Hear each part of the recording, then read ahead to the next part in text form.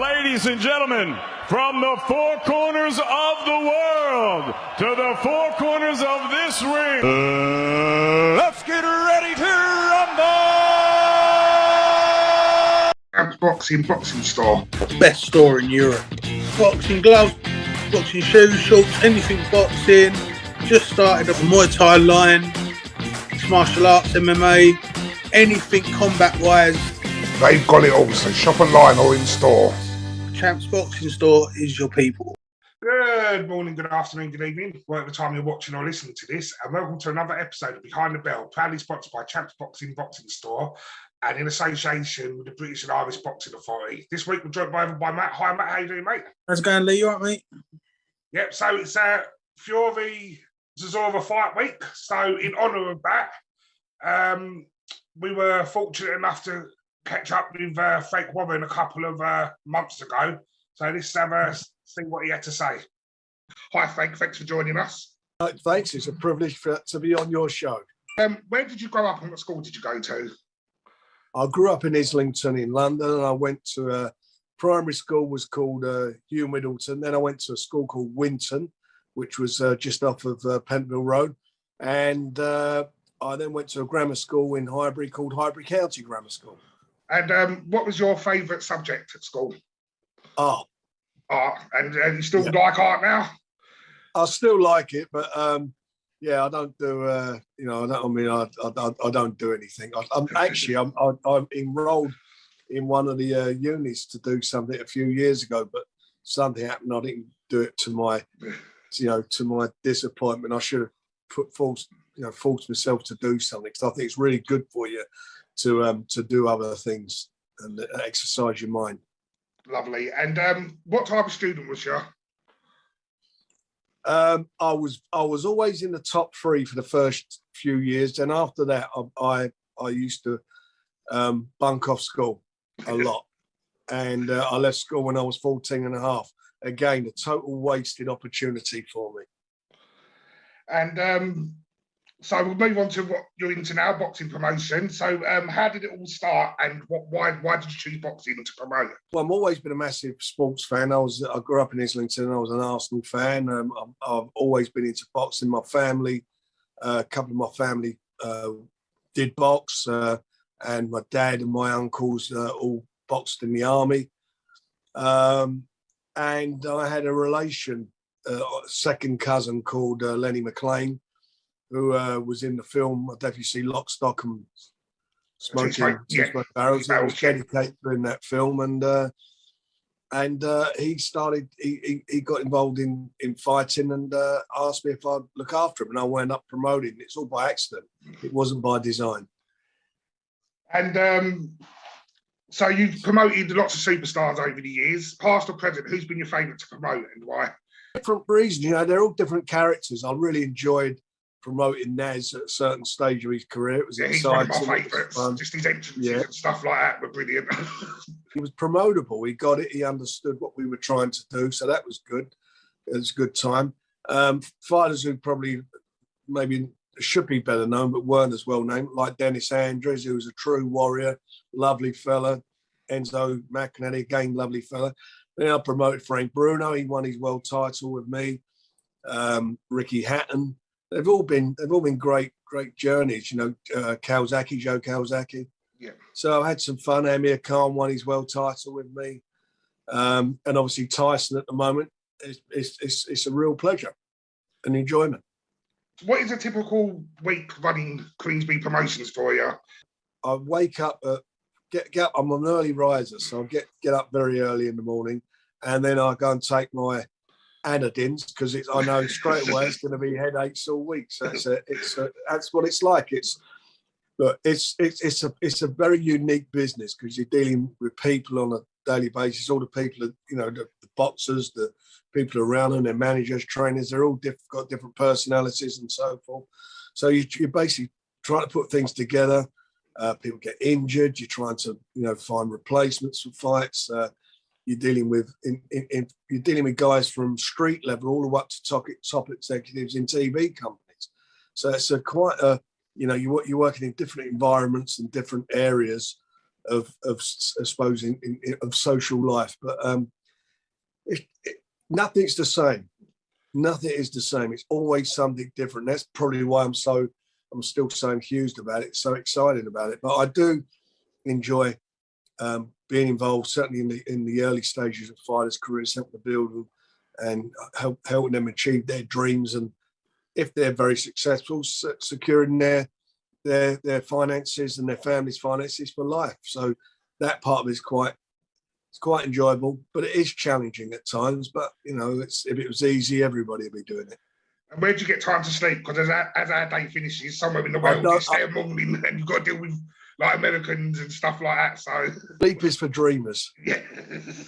You know, I'm working all the time, so we're on the phone, because of different time zones, talking to America and so forth. But yeah, I do get to sleep, but not as much as I'd like to get.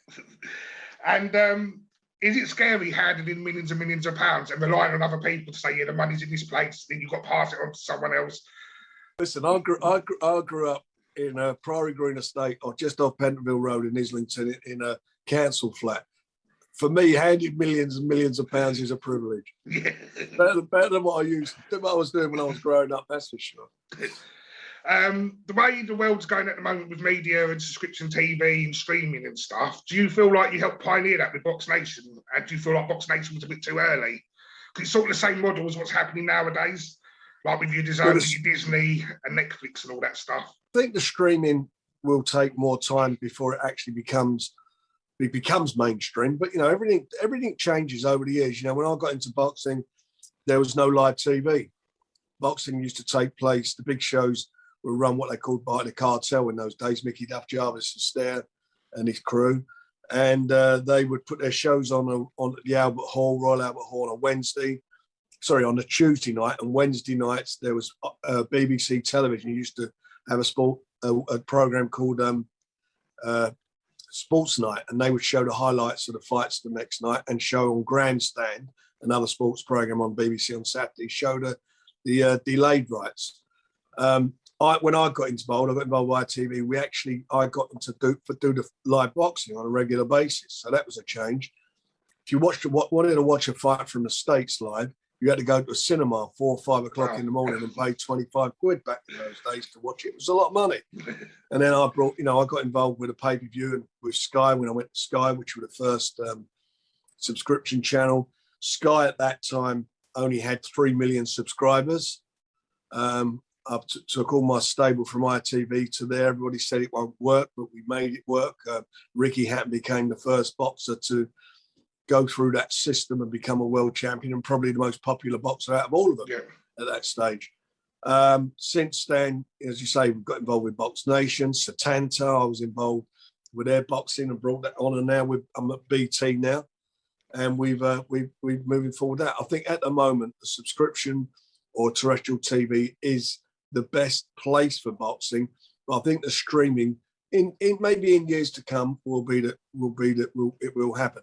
But what you've got to look at is the most popular sport in the country, which is football. And football doesn't do streaming yet. No. And they're better placed than we are to determine whether that's going to be a success yet. So the fact that I'm sure they're doing some matches, but their main income comes from subscription TV. Because that's what I was going to ask. Because if you take away the pay-per-view revenue, and have to put on pay-per-view caliber shows every week to keep up with people's subscription, do you think that would take away the feel of a big night? Because I remember being a child and stuff and staying up late with my parents. It was a big night when it was a big heavyweight fight or a big world title fight. Do you think with a flat fee, it's just going to plateau out, and every night it's going to sort of be the same? So it's not going to have that big night feel anymore? Well, the problem you got with terrestrial, like ITV, BBC are out of it. But you're talking about ITV. As far as big fights are concerned, they just can't match the money now that's generated by subscription TV, and and subscription TV can't generate the money that's generated by a pay-per-view. Yeah. Pay-per-view is the most honest form of TV. It tells you the true value of a fighter, his true worth, because the people are either going to buy it or they're not. And it gives you that choice as well. If you want to see that fight, where if you're subscribing on a monthly basis, you've got to watch whatever's put on in front of you on that Saturday night. Correct. So, Yeah. Correct. So I'm a bit up and down. I get that's the way the world's heading is streaming, but then as I feel like it takes a lot of choice away from people. You've got to watch whatever the provider's giving you. So yeah, I think that as far as sports concerned, look, streaming for music and films is easy because they're not live events. no, When I say talk about Spotify and so forth, they're not live events. Sport is a live event, and you want to see it live. And I don't want to be watching, as much as it sounds great, I don't want to be watching a football match or a great boxing match on my phone. No, exactly. It takes the feel away as well. And it's. I think it's got, as I say, I think it's got a way to go yet before that becomes the norm. And they're talking about the way the world's heading. So there's been lots of YouTuber attractions. What do you personally feel about that environment, and how good do you think it is for the boxing sport itself to bring them eyes? Well, I'm a little bit of a purist because boxing. Look, somebody wants to go and fight, and they go to a gym and they train and they're medically fit to fight. That's their choice. And the YouTubers got, Jake Paul's instance, they've become well known through whatever their endeavors are on streaming or YouTube.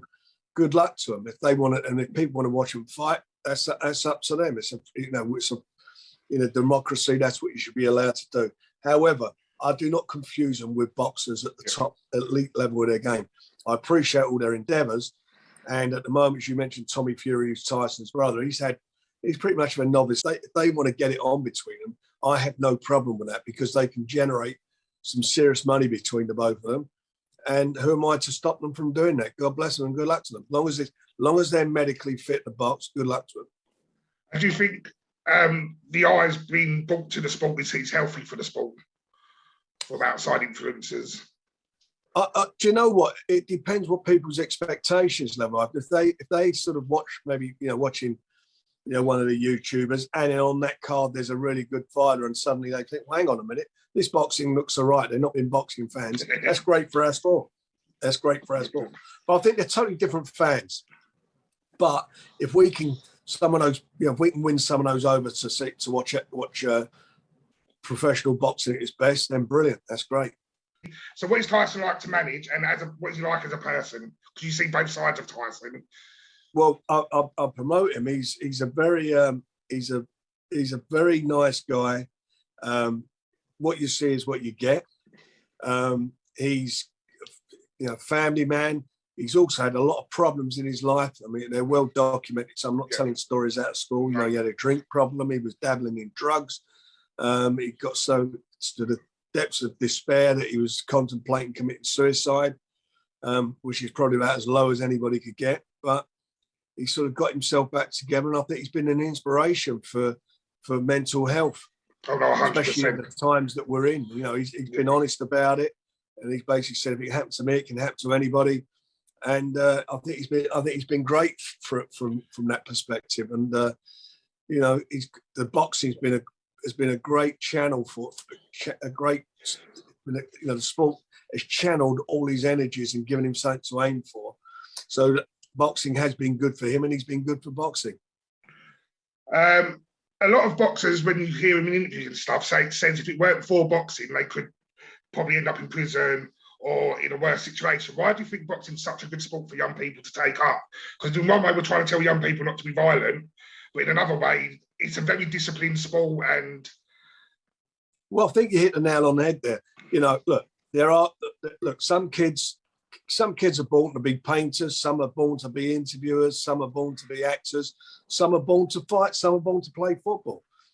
And it's a God-given talent. And that God-given talent, that, I think it's horrible to say, a lot of people, we all, it's been said over the years, if it weren't boxing, I'd be in prison. I think that's sometimes a bit demeaning towards boxing, to say it's only criminals who are involved. I think what it is guys who, and there's been some really good citizens from boxing over the years who've done extremely well for themselves, and for the country. But when I sort of look at where most boxers come from, it's mostly inner city areas, deprived areas. It's an easy sport as such to take up because where I was born in Islington, and part of it was pretty deprived when I was a kid. And certainly there's a lot of places, parts of it still are. There's no golf courses or too many tennis clubs in Islington and most inner city areas. So kids are not lucky enough to get that experience. So for a kid to go, for a youngster to go along, a boy or a girl this day and age, to go along to a boxing club, to be able to interact with people from different ethnic backgrounds, different beliefs, to in an age where we've got an obesity problem, where they learn, if they are training, they're learning about nutrition. They're obviously doing exercise. And I think the most important thing is the respect that they have amongst each other. And even more importantly than that, is the discipline. They are boxing, but it's done under rules. And it is a discipline. A bell rings, they stop fighting. I mean, I can't even lost count of the amount of fights over the years where two guys before the fight maybe trash talking each other. They have a real hard fought contest. It's a war, and at the end of it, they're hugging each other. How many sports do that? No, exactly. No, that's well said. I totally agree with you. Final question: what advice would you give to young or anyone really wanting to run a business? I think you've got to follow your gut feelings. That your instincts are what you should go with. I mean, always have seek professional advice. Make sure you're having a good accountant on board. You have good lawyers if you're at that level, but go with your instincts, because that normally tells you whether you're doing the right or the wrong thing. And you can't afford to be slack. If you're getting involved in a business, you've got to live the life, and you've got, like a boxer, you've got to live the life. You've got to be disciplined, and you've got to really focus on what you're doing and take nothing for granted. Because at the end of the day, it's the old story, hard work. That hard work pays off. Yeah, no, 100%. Well, Frank, thanks for your time today. It's been lovely speaking to you, and hopefully you'll be able to join us again sometime in the future. Anytime, it's a pleasure. Right, there we go, Matt. So that's when I was fortunate enough to catch up with Frank. I do see his point on the streaming side of things. Like he said, football isn't done on streaming yet, and that's sort of the goalpost to look at. And it's true what he was sort of saying, that watching boxing on your phone sort of takes away from the feel of an event. Do you agree with that, or? Yeah, 100%. Like, I'll go to a lot of boxing shows, and you cannot come close to the atmosphere when you're there. And even on telly, there's nothing like a good screen to watch the boxing. So I get it. Do you know what I mean? I totally get it. Right. So as we said earlier, it's fight week. It's time for our predictions. You're off to the event on Saturday. Looking forward to it? Yes, mate. Yeah. Like it'd be nice to see Fury in action. The first time I've ever seen him fight live. Yeah, really looking forward to it. Mate. And what's your prediction? Fury wins, man. It's got to be. I don't know about that. Like, I think it's another Dillian White fight where he can just play with him until he's ready. You know what I mean? But Chisora's quite resilient, so it'll be interesting. It'll be interesting. A lot of people ain't rating the fight, which I can understand, but Fury's keeping his promise. Do you know what I mean? Like Fury said, I'll give Chisora one last payday. You know what I mean? And that's what he's done. See, it's hard because my heart is telling me Del Boy, and I know it sounds really bad, but I want Del to do it. My head's telling me no way, but I think if Del can get a good shot on him and knock him out, Del will win. There's no way Del will win on points. It will go to Fury all day long on points. But a lot of me wants Del to do it, and I don't know why. I think I like the underdog, so I just think Chisora, I like him. I do like Chisora, but I just think that even if he did knock Fury over, Fury would be getting back up. I just can't see it going any other way, to be fair. I don't think Chisora's on Fury's level at all. But listen, he's there. As soon as you climb through the ropes, you got a chance. But I just don't think it's going to happen. No, like I said, my heart's wanting Dell, but my head's telling me it's going to be Fury all day long. So that's coming up this week. Let's quickly look back at last weekend.